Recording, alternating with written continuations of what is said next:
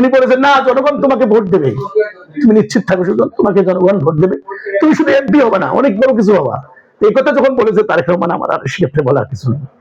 সংসদীয় আসন 19 রংপুর 1 আসন থেকে নির্বাচনে অংশ নেওয়ার মূল লক্ষ্য কি? আপনি আমাকে যে প্রশ্ন করেছেন, আসলে এমন প্রশ্নটি এখন সবার মাঝে।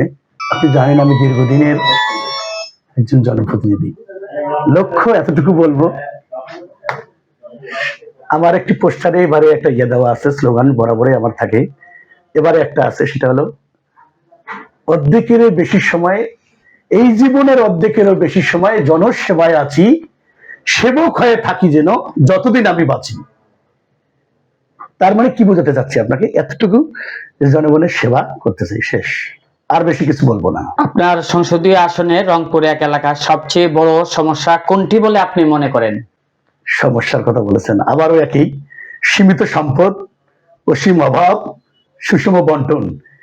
তার মানে হচ্ছে সমস্যা অনেক, এগুলি সমাধানের বিষয়ে আস্তে আস্তে পর্যায়ক্রমে সম্ভাবনা, সমস্যা সমাধানের কথা আসবে পরবর্তীতে। মূলত হলো আমরা উন্নয়ন থেকে বঞ্চিত, এক কথায় সেটা হলো যে বরাবরই দেশ স্বাধীনের পর থেকে আমার এই আসনটি অবহেলিত, মানুষগুলো উন্নয়ন থেকে বঞ্চিত। এই কারণে যে এখানে যখন যে সরকার গঠন করে সেই সরকারের অপোজিটে আমরা সবসময় সমর্থন দিয়ে থাকি, কিন্তু আর অন্য অন্য এলাকাগুলো কি হয়, বাতাস যেদিকে বাদাম তুলে দেয় সেদিকে, কিন্তু আমার এলাকার মানুষ উল্টো, সরকার যদি গঠন করে বিএনপি সেখানে চলে যায় হলো অন্য দলে, স্বতন্ত্র প্রার্থীকে দেয়। সরকার গঠন করে তখন জাতীয় পার্টি, তখন আসে আওয়ামী লীগ, আওয়ামী লীগ যখন সরকার গঠন করে তখন আসে জাতীয় পার্টি। বরাবরই কিন্তু এলাকার মানুষগুলো উন্নয়ন থেকে বঞ্চিত হয়ে যাচ্ছে। এর মূল অর্থ হচ্ছে একটাই, আপনি বলেন সন্তান দুটি, একটি নিজের সন্তান, একটি আমার ভাইয়ের সন্তান, দুটি পানিতে পড়েছে, কোন সন্তানটাই আগে তুলবেন আপনি? আপনি বুঝে নেন বাকিটা, আমার যার পর আর বলার নেই। তরুণ ভোটারদের জন্য আপনার বিশেষ কোনো পরিকল্পনা আছে কি? মাশাআল্লাহ, আলহামদুলিল্লাহ, আপনি যে কথা বলছেন, আসলে আমাদের প্রিয় নেতা তরুণদের উদ্দেশ্যে বারবার বলছেন, এখন যিনি চেয়ারম্যান দায়িত্ব পালন করেছেন, তরুণদের উদ্দেশ্যে উনি বারংবার একটি কথা বলেছেন। আবার আমি এইগুলো কথাগুলো পুনরাবৃত্তি করতে চাই না, আমি শুধু তরুণদের উদ্দেশ্যে একটি জিনিস বলবো, ইতিমধ্যেও বলেছি, এলাকার তারা হলো, আমি যখন আমার জীবনটা যখন শুরু করেছি, আমি তরুণ থেকে কিন্তু আজকের এই বয়স্ক লোকটা হয়েছি। মাথায় ঝাঁকড়া চুল ছিল, সেই চুল এখন আমার এখন টাক হয়েছে, সময় এবং কালের বিবর্তনে। তো সেক্ষেত্রে আপনারাই বলুন যে তরুণরাই যেহেতু আগামী দিনের, আগামী প্রজন্মের ধারক বাহক, আপনি আমাকেও তরুণ থেকে আপনি দেখেছেন, তো সেক্ষেত্রে তরুণদের উদ্দেশ্যে বলার, তরুণদের উদ্দেশ্যে অবশ্যই বলার আছে, সেটি হলো তাদের সামনে কিভাবে, তাদের সামনের দিনগুলো কিভাবে যাবে সেই জন্য প্ল্যান পরিকল্পনা থাকতে হবে। কলকারখানা, ইন্ডাস্ট্রি, ট্রেনিং সেন্টার, আমার প্রথমত এটা আমার চাওয়া, যদি আমাকে আল্লাহ পাক রব্বুল আলামিন কবুল করেন, আমার কিছু মিশন তো আছেই, সেটা আমি করব, যা তরুণদের উদ্দেশ্যেই কাজে শুধু লাগবে। আর তরুণরা যারা বয়সে ভোটার, তারা আমাকে চেনে ভালো করে, যাদের বয়স এখন 40, 37, 38, খুব ছোট্টবেলা থেকে আমাকে দেখে, আমি আমার প্রতিটি কর্মে কার্যে অনেক ছেলেপেলেরা তারা আছে, তারা আমাকে চেনেন, আমার বিশ্বাস তারা আমাকে তাদের মূল্যবান ভোট এবং তাদের চাওয়া পাওয়াটা আমাকেই দেবে, এটা আমার বিশ্বাস আছে তাদের। এই তরুণদেরকে নিয়েই আমার আগামী চিন্তা চেতনার স্বপ্ন আমার বেশি বেশি, এটা দেখি আমি। তরুণদের তোমাদের করে বলি মনে কিছু নিও না, কারণ সেই অতীত আমিও ফেলে এসেছি, তোমাদের যে শুরু করেছো আমি ওগুলোকে শেষ করে এসেছি, কারণ আমরাও তরুণ ছিলাম। অতএব আমি যেহেতু তোমাদের শুরু, আমার সারা, সেইটা ভেবেই আমি তোমাদের কাছে ভোট কামনা করছি। দয়া করে তোমরা আমাকে তোমাদের মূল্যবান ভোটটি যদি দাও যেহেতু, তাহলে হয়তো সামনে একটু তোমাদেরকে নিয়ে যে স্বপ্ন দেখেছি, যে প্ল্যান রয়েছে, সেটি বাস্তবায়ন করতে পারবো। প্লিজ দয়া করে আপনাদের ভোটটি আমাকে, মূল্যবান ভোটটি দয়া করে দেবেন। আপনি তো প্রায় 2 যুগের কাছাকাছি আমরা শুনি যে চেয়ারম্যান ছিলেন, এই যে আপনাকে ভয় পাওয়া, ভীত হওয়া, জনমনে আতঙ্ক সৃষ্টি হওয়া, এই ধরনের কথা আমরা শুনেছি, এটা নিয়ে কি বলবেন? ধন্যবাদ। আজকে একটি মানুষ আপনার এই পোস্টের করার মধ্য দিয়ে আমার একটি কথা মনে পড়ে গেল তৎকালীন, এখন আমি নামটা বলি সাংবাদিকের, যেমন স্বপন চৌধুরী সাহেব, উনি হলেন আমার বয়সে অনেক সিনিয়র, আমার জেলায়, উনি তো একসময় কর্তোয়াতে লিখতেন প্রথম, আজকে উনি অনেক বড় মাপেন, এখন হয়তো খালের কণ্ঠ, অন্যান্য অনেক বড় নাম করা সাংবাদিক আমার রংপুর জেলার। সেই স্বপন ভাইকে হয়তো আজকে স্মরণ করতে হয়। স্বপন ভাই একটি পত্রিকা লিখেছিলেন সেই সময়, যে নতুন নামে নতুন রূপে নতুন সন্ত্রাসীর আগমন, তিনি এখন আর কেউ নয়, তিনি হচ্ছেন আলম বিতার ইউনিয়নের প্রার্থী মোকাররম হোসেন সুজন। আমার এই কথাটি মনে পড়ে যায়, সেই সময় লোকজন, পত্রিকাটি অনেক কাটতি হয়েছিল সেই সময়, কি এক আল্লাহর অশেষ মেহেরবানি। আমার যখন সে লেখছে দেখার পরে আমি ভাববো না ঠিক আছে। তবে তার পাশাপাশি আবার একজন লিখেছিলেন, তিনি কিছুদিন আগে মারা গেছেন মৌলভীর বাজারে, আমার গঙ্গাচড়া উপজেলার মৌলভীর বাজারে খাজা স্যার, উনি অধ্যক্ষ মানুষ, কয়েকদিন আগে মারা গেলেন। উনি আবার একটি হেডলাইন করছিলেন সেই সময়, নতুন বন্ধু মোকাররম হোসেন সুজন, সুজন বন্ধু নিয়ে কিছু কথা। তখন কিন্তু আমি চেয়ারম্যান হইনি, তখনও আমি জেল থেকে গিয়ে অসুবিধা করেছি। এটা অনেক পেছনে, গ্রামের মানুষ তো অনেকে অনেক ভাবে নেয়। আর একটা জিনিস আপনাকে বলি, আপনি যে ভয়ের কথা বলেছেন, সন্ত্রাসীর কথা বলেছেন, আসলে কি মানুষ তো দীর্ঘদিন থেকে দেখে আসে সন্ত্রাসী। নেতৃত্ব হচ্ছে, নেতৃত্ব কি? নেতৃত্ব হচ্ছে অন্যায়ের বুকে সাহস, বলতে গেলে নেতৃত্ব হচ্ছে দুর্বলের বুকে সাহস।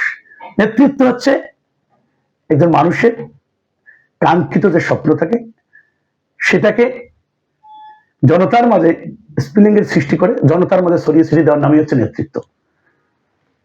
এটা একটি বিষয়। এখন মানুষের অন্যায়ের প্রতিবাদ করতে গিয়ে যদি আপনি সন্ত্রাসী হয়ে সাজেন, তাতে কে কি বললো দেখার সময় নেই। আমার এলাকার মানুষগুলো অত্যন্ত সাধারণ, খুব মানে যারা এখন যারা আছে, যারা আমাকে খুব চেনে, যারা তারাই আমাকে এই সামনের দিকে নিয়ে আসছে। অতএব এই বিষয়টা আসলে কথা আর কাজে যদি মিল না থাকে হয় না। এখন এর অর্থ যে চুরি ডাকাতি নিধন করতে গিয়ে একজন মানুষ অত্যাচার, তাকে যদি আপনি আপনার ইয়েটাকে শাসনে শাসিত করে তাকে সঠিক পথে নিয়ে আসেন, এটা যদি সন্ত্রাসী হয়, তো সেক্ষেত্রে আমার বলার কিছু নেই। অনেক মানুষের প্রশ্ন আছে যে এত দীর্ঘদিন চেয়ারম্যান ছিল, কি করছে এলাকার জন্য? আমি ওই কথাটি বারবার বলি, আমি কিছু করিনি, তারপর আপনার ভোট দিয়েছেন, কারণ নিশ্চয়ই আমাকে আপনাদের ভালো কিছু লেগেছিল, এই জন্য হয়তো বা উন্নয়নের দিকে না পেয়ে আপনাকে যখন উন্নয়ন করতে পারিনি, কারণ আমি একটি দল করতাম, আপনারা জানেন। আমি বিগত কয়েকবার সাসপেন্ডও ছিলাম, আমাকে দল অনেকবার দলও বহিষ্কার করেছে, এবং এমনকি মামলার কারণে আমাকে বারংবার সাসপেন্ড হয়েছে জেলা প্রশাসক মহোদয়। তো সেক্ষেত্রে তারপরে মানুষের যতটুকু পেরেছি ভালোবাসা দিয়ে সান্ত্বনাটুকু দিতে পেরেছি। উন্নয়ন করতে হয়তো কতটুকু পেরেছি জানি না, 2-1 বছর পেয়েছিলাম, অবশ্য 2 বছরের মতো পেয়েছিলাম সরকার। সেই সময় আমার এলাকার মেইন রোড একটা ছিল, বড়াইবাড়ি থেকে বরবত্তর যাওয়া রোডটি, এই রোডটি আমার মানে এক কোমর বেঁধে এটি পাকা প্রথম নির্মাণ করেছিলাম। এটি হলো আমার সরকারের আমলের একটি প্রথম উন্নয়ন। আর সেই ক্ষেত্রে থেকে আমি, তার দল হলো আওয়ামী লীগ, তখন তো পর থেকে তো আছে, ভোটের কোনো অধিকার ছিল না মানুষের। তারপরে মানুষ আমার বেলায় মানুষ ভোট দিতে দ্বিধা করেনি। ওই এলাকার মানুষ আমাকে ভালোবাসে বিদায়, ভালোবেসেছে বিদায়, ভালোবাসায় বেঁধে রেখেছে বিদায় আজকে আমি মোকাররম হোসেন সুজন। এবং গঙ্গাচড়া পরবর্তীতে আমাকে গত 24-এ আপনি দেখেন, সে সময় এত একটি দলে বাংলাদেশ জাতীয়তাবাদী দলের থাকাকালীন অবস্থায় আমি আওয়ামী লীগ গভর্নমেন্টের সঙ্গে, সরকার দলের এমপি ছিল, উনি রানিং সভাপতি ছিলেন, উনি রানিং উপজেলা চেয়ারম্যান ছিলাম, সে আমার কাছে হেরে গিয়েছে বলবো না, কারণ এই শব্দটি আমার কাছে ভালো লাগে না। মানুষ কেউ হারে না, মনে রাখতে হবে জীবন চলতি পথে। মায়ের পেট থেকে এখন যখন আমরা জন্মগ্রহণ করেছি, সেদিন থেকে আমরা হাঁটতে শিখিনি, কারণ 10 লক্ষ শুক্রাণু ভেদ করে পৃথিবীতে আগমন হয়েছে, হেরে যাওয়ার জন্য নয়। আমরা এই জাতি, আমরা যারা আছি, আমরা জন্মের পর থেকেই চ্যাম্পিয়ন। এই কথাটি এই কারণে বলেছি, কোনো অভিজ্ঞ উকিল কোনো মামলায় হারে না, হয় সে জিতে নয় সে শিখে। চেয়ারম্যান মহোদয়ের সাথে সাক্ষাৎ করবো, আমি বসে থাকতে পারিনি। আমি তো 11:30 চলে গেছি, আমি এই কথাটি কাউকে বলিও নেই। 11:30 গিয়ে আমি বলতে গেলে 2টা পর্যন্ত ওখানে ছিলাম। আমি দেখছি অন্যান্য কেউ ক্যান্ডিডেট আসে কিনা, কেউ আসেনি। আর আমাকে, আমার একটা জিনিস হলো, আমি চেয়ারম্যান মহোদয়ের সামনে দিয়ে কোনোদিন কথা বলতে পারবো কিনা, এটা আমার একটা চিন্তার বিষয়। আমি কোনোদিন আজ পর্যন্ত তার সামনে দিয়ে কথা বলতে পারি না। আমি বাইরে অনেক কথা বলি, বাইরে যেমন আপনি একটু আগে আমাকে প্রশ্ন করেছিলেন যে আপনি এলাকায় নাকি আপনি অনেক সন্ত্রাসী।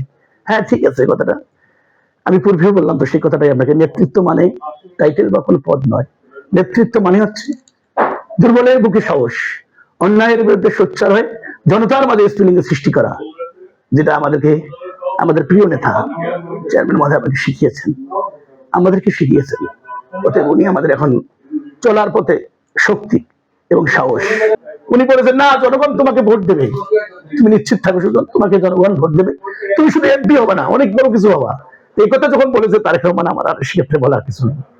অথচ সবাই একজন, যদি আমি যখন এলাকায় চেয়ারম্যান ভোট করি, যিনি আমি আমার ইউনিয়ন যখন চেয়ারম্যান জামাতের ক্যান্ডিডেট ছিল, সেখানে আমার ওখানে ছিল, তো তারা বলে যে আমাদের কর্মী হলো 1 লাখ 1.5 লাখ, এই ইউনিয়নে কর্মী হলো আমার 30,000, ভোট তো ওরা মেলা পাবে।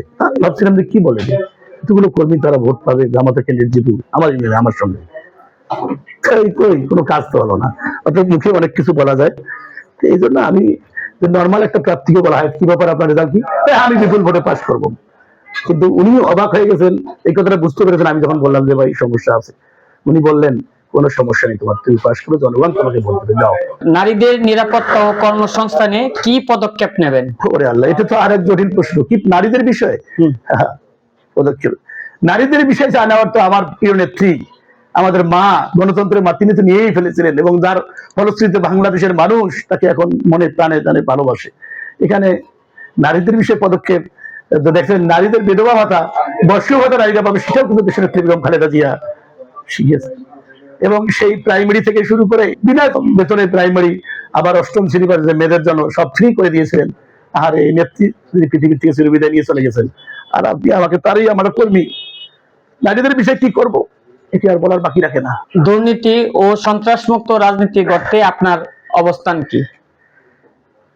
আমার অবস্থান এতটুকুই বলে, মানুষের ভালোবাসা পেতে গিয়ে মানুষ যেন বিমুখ না হয়, মানুষ যেন তার মুখ আমার প্রতি ফেরায় না নেয়, এটা ঠিক রাখতে গিয়ে যে ধরনের কর্মকাণ্ড করা দরকার সেটা বেছে নেবো ইনশাল্লাহ।